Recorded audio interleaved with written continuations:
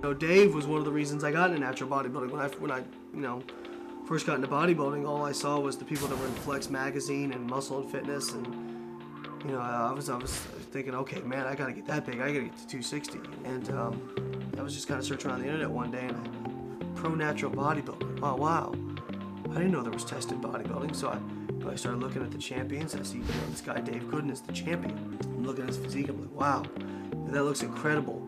But at the same time, it also looks attainable.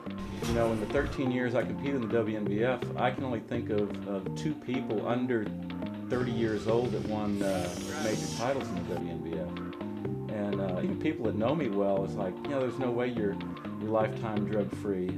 You can't be that muscular and be drug-free. And I say, you know, I've put on 30 pounds of muscle in over 20 years. I mean, that's no stretch. You know, I've seen guys on the juice, you know, put on 30 pounds of muscle in 3 or 4 months. You know, doing, you know, 30 pounds in 20 plus years, you know, it's just plugging away at it.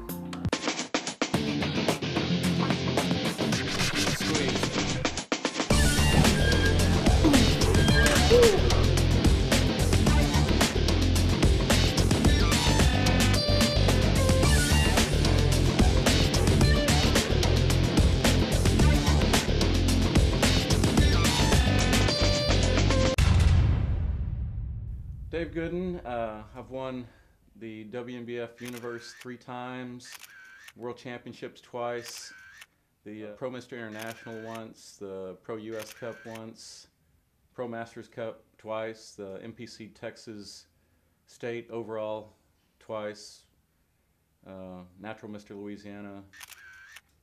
That's titles.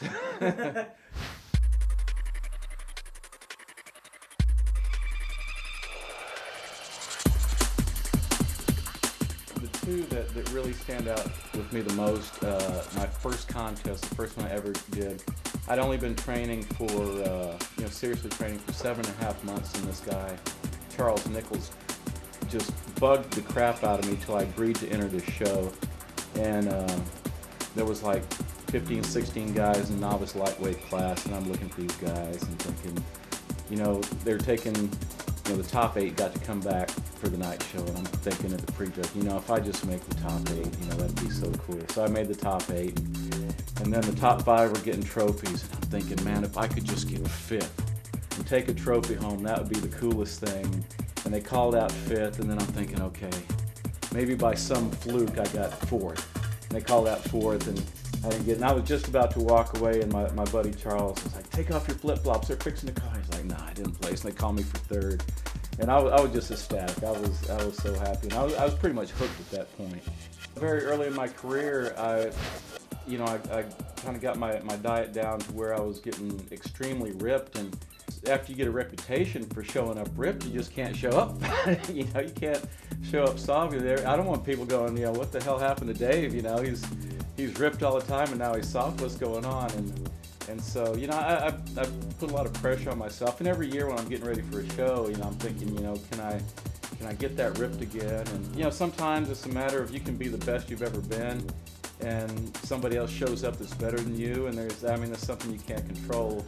But, you know, just sometimes being the show at the right day and competing against the right people in front of the right judging panel. You know, I'm always thinking that I need to be bigger.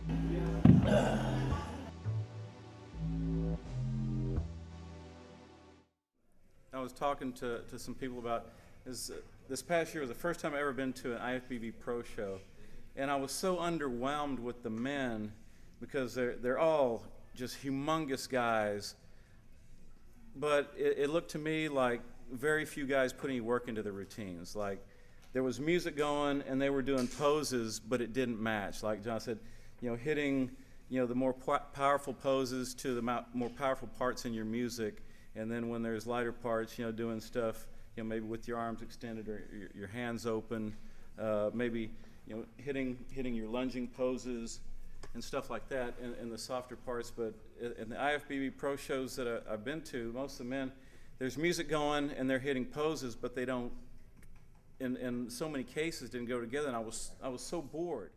You know, Dave got second at the NPC Team Universe to the guy, Chris Feldo, who eventually won the overall. So that means Dave was just one step removed from, you know, getting an IFBB Pro card, which really speaks, you know, to the hard work and dedication he's put in as a true natural bodybuilder to get that close to winning an IFBB Pro card. And he's going to go back this year and he's going to give it another shot. And, you know, I'll be really rooting for him because, you know, I think that'd be an amazing accomplishment for him. You know, back in the 80s and up to 1990, no, actually until 1992, I competed in the NPC. 85, I was third in the Junior USA, and I made the top 15 at the USA every time I competed in it, finishing as high as fourth in 1990.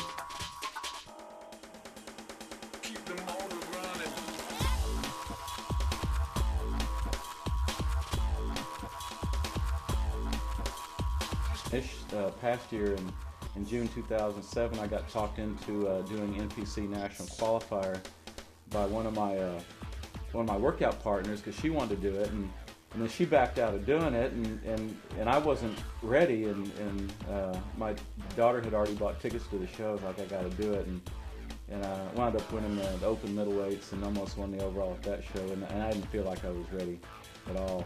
You know, last year for that show, that's probably as good or the best condition I've ever been in. You know, probably the best I've ever looked, and so I think just, you know, trying to actually, I think, improving my legs, and then I went and ruptured a hamstring tendon, so that's going to make it hard. But you know, sometimes it's a matter of you can be the best you've ever been, and somebody else shows up that's better than you, and that's something you can't control. Yeah, I thought I had a shot at beating Chris. He looked much better at the finals than he did at the prejudging, I thought, and but obviously he was thicker than me. But I thought a lot of people thought I was going to win that class. You know, different judging panel, maybe I could have won it.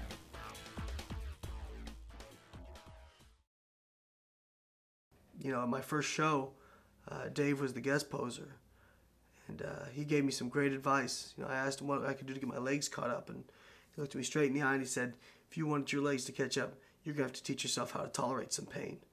And every day after that, when I go in the weight room for a leg workout, I tell myself, these things may not grow as fast as everybody else's, and I might have poor genetics, but be that the case, I'm going to beat the living hell out of them.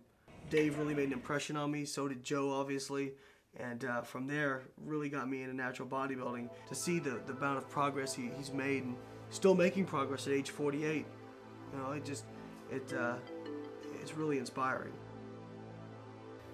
You know, I'm just coming to realize, you know, after reading the interview that on you in bodybuilding.com, you know, the effect, because it's such a trickle-down effect when you do something that affects somebody, that gets them into bodybuilding and personal training and going to graduate school for this stuff, and then you're training people who, you know, some of your clients are going to wind up being trainers. And I've had a number of clients who came to me and they got so into it that now they're trainers and open their own training studios, and they're affecting other people's lives, and it's that's pretty rewarding.